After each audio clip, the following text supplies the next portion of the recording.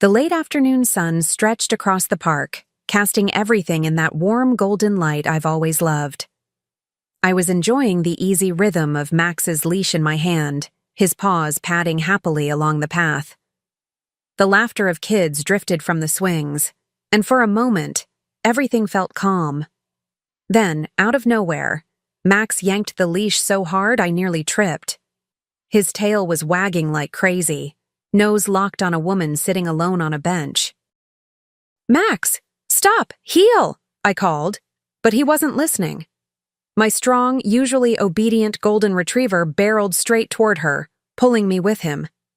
Before I could catch my breath, Max had planted his big paws right on her lap. The poor woman jumped, letting out a startled sound that made me cringe. My heart raced with embarrassment as I tried to reel him back. "I'm so sorry," I blurted, tugging at the leash. "He never acts like this. I don't know what got into him today." My words tumbled over themselves, but she just gave me this uneasy smile, stroking Max like she'd done it before. "It's okay," she said softly. "I know how it is. My dogs ignore me sometimes too, but I've never seen Max like this." Her words stopped me cold. I froze for a second, still holding Max's leash tight in my hand. Did she just say his name? I replayed it in my head, certain I hadn't introduced them. My stomach flipped, like the ground had shifted beneath me. I tried to cover my surprise with a nervous laugh, but inside, alarms were going off. I looked at her more closely now, short dark hair tucked behind her ears, hands still stroking Max like she knew exactly where his favorite spot was. "Wait, how do you know his name?" I asked, my voice sharper than I meant it to be. The smile slid right off her face, and for the first time she looked rattled. Her eyes darted away, and I swear her hands trembled.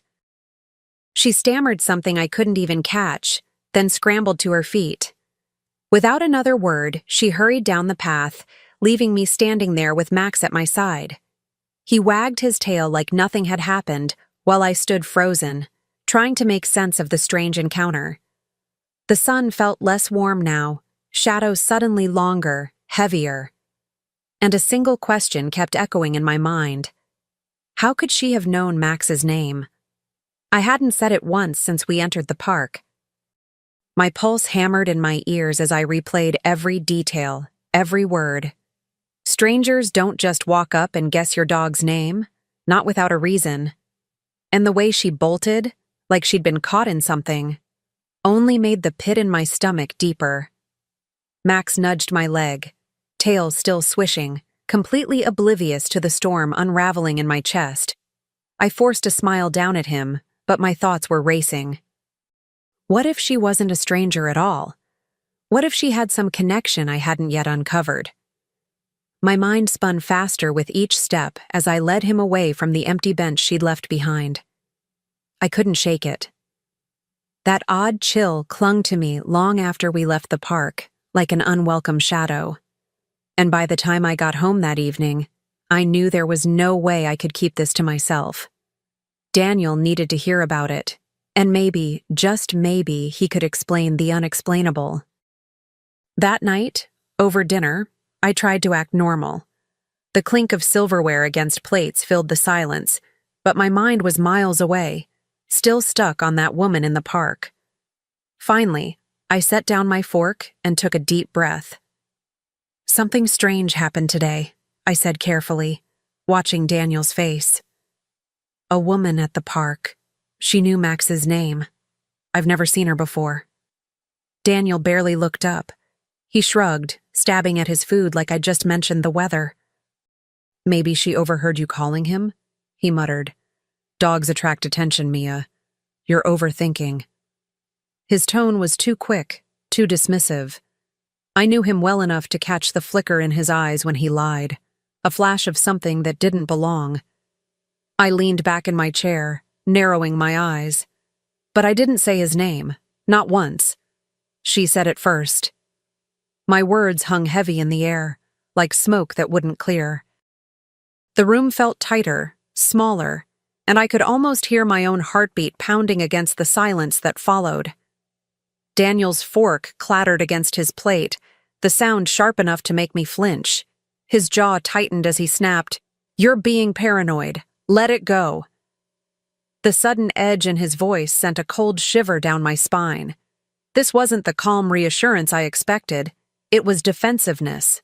Too much. Too fast. I stared at him, my chest tightening with unease. For years, I'd trusted this man with every corner of my life, and now, over something as simple as a dog's name, he was bristling like I'd accused him of a crime. My gut twisted, screaming at me to pay attention. When something feels wrong, it usually is. I picked up my glass of wine, pretending to sip, just to give myself a second to breathe. Behind my calm expression, though, my mind was working overtime. Why would he get so defensive if there was nothing to hide? The answer scared me, but one thing was clear. I couldn't just ignore this. The rest of dinner was a blur.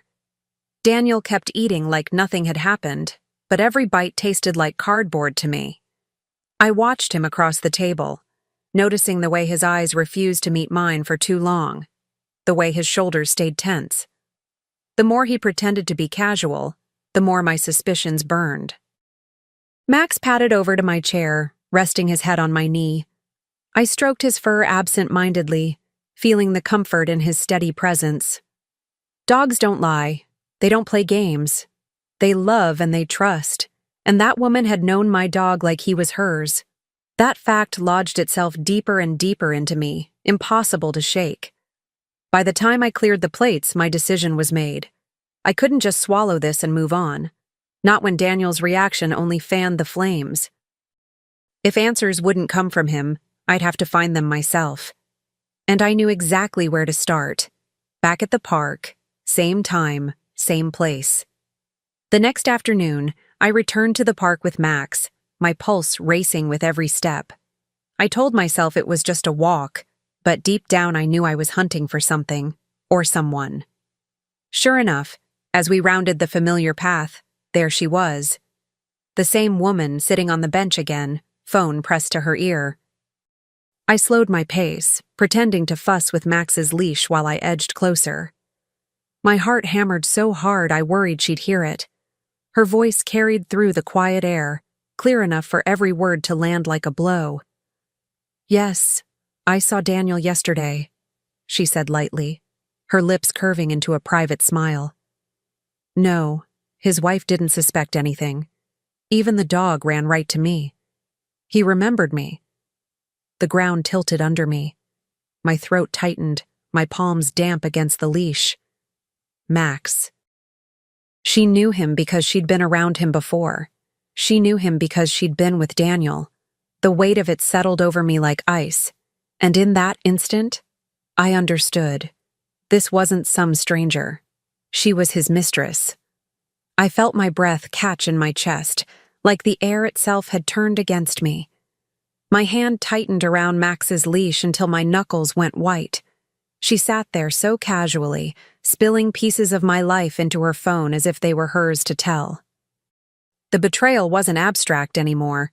It was flesh and blood, sitting on a park bench right in front of me. Max tugged forward, eager to greet her again, but this time I held him back. My eyes stayed fixed on her, and a cold clarity cut through the swirl of shock. She wasn't just some faceless other woman. She knew my dog, my husband, my home. She had been closer to my life than I ever imagined. That realization burned hotter than anger. It felt like humiliation. I straightened my shoulders, forcing myself to step forward. Every part of me screamed to confront her, to strip away the mask she wore so easily. If she wanted to play the role of the secret, I was about to drag her into the light. And when I finally spoke, my voice didn't shake. It was calm, sharp, and deliberate. "Funny," I said, stepping closer, Max at my side. "I didn't know you and Daniel were so close. Close enough to know my dog's name." Her head snapped up, eyes wide, color draining from her face. The phone slipped from her fingers into her lap, and for the first time she looked nervous. "Mia, I... It's not what you think, she stammered, fumbling for words that already sounded like lies. My lips curled into a tight, humorless smile. Oh, it's exactly what I think. I held her gaze, letting the weight of my certainty settle between us. She flinched, as if the truth itself had struck her. Without another word, I turned and walked away, Max trotting faithfully beside me. Each step steadied my resolve, the fog of doubt lifting into something far clearer. I knew what I'd heard, and now I had a choice. And when I reached home that evening, Daniel was going to face it head-on. That evening, I walked through the front door with Max at my side, my chest tight, but my mind clear. Daniel was in the living room, the glow of the TV painting his face in flickers of blue and white. For a second, I just stood there, watching him like a stranger, wondering how many lies could fit behind one familiar smile. Then I wrapped Max's leash around my hand like armor and stepped forward. "Daniel," I said evenly, my voice calm but cold. "How long have you been introducing our dog to your mistress?" His head jerked up, eyes widening like I'd thrown ice water across him.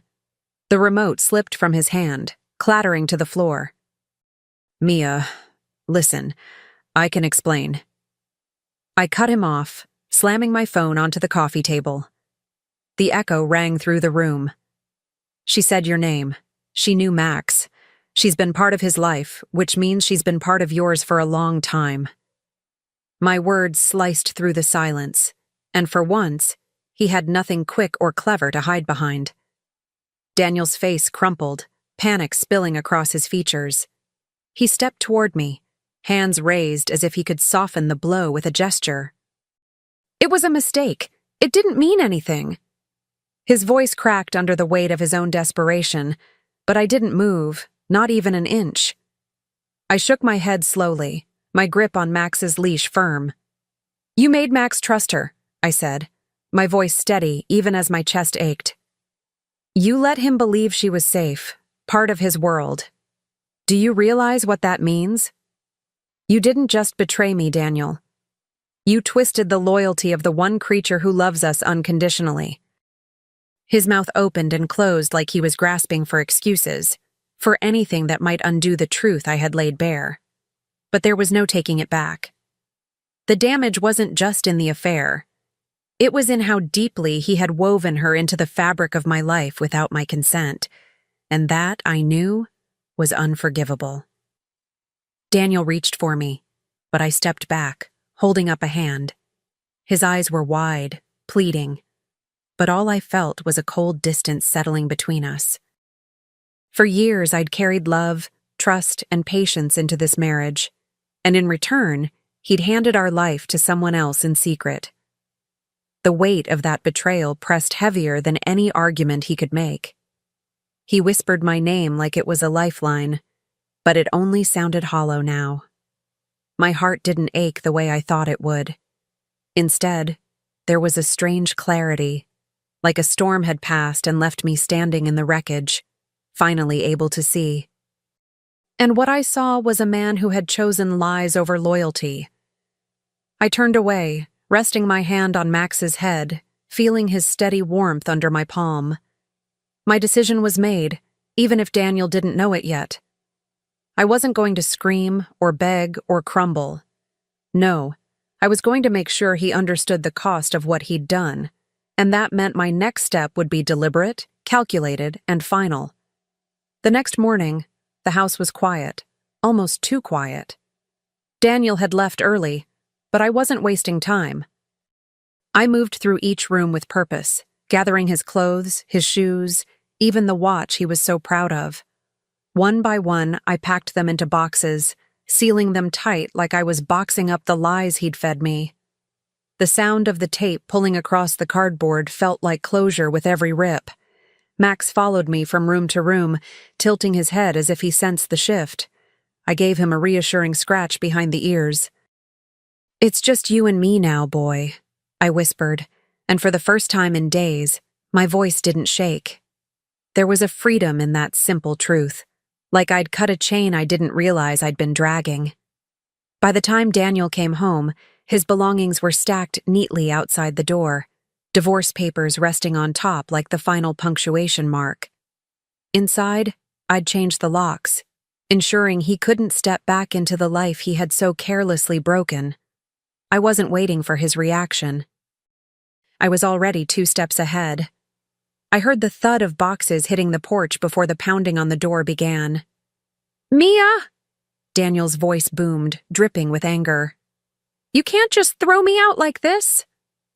I stood calmly inside, Max pressed against my leg, his steady presence reminding me that I wasn't alone. I unlocked the door just enough to meet Daniel's furious eyes. "Yes, I can," I said softly, almost too softly for how sharp the words cut. And I did. His face twisted, rage colliding with disbelief. He tried to push against the door, but it didn't budge. "Please, Mia," he pleaded, desperation creeping into his voice. "I'll fix this. I'll fix us." I almost laughed, not from humor, but from the bitter irony. "You broke it," I replied, my tone like ice. "You made choices, and now you get to live with them. Outside." I gave Max's leash a gentle tug, stepping back as I prepared to shut the door for good. Daniel's protests filled the hallway, but they no longer touched me. Daniel's voice grew faint as the door clicked shut between us, his pleas muffled on the other side. I slid the lock into place, my hands steady, my heart strangely calm. For the first time in a long time, I felt in control, not just of the house, but of my own life. Max leaned into me, his warm body grounding me in that moment of finality. I sank onto the couch, exhaling the kind of breath you don't realize you've been holding for years.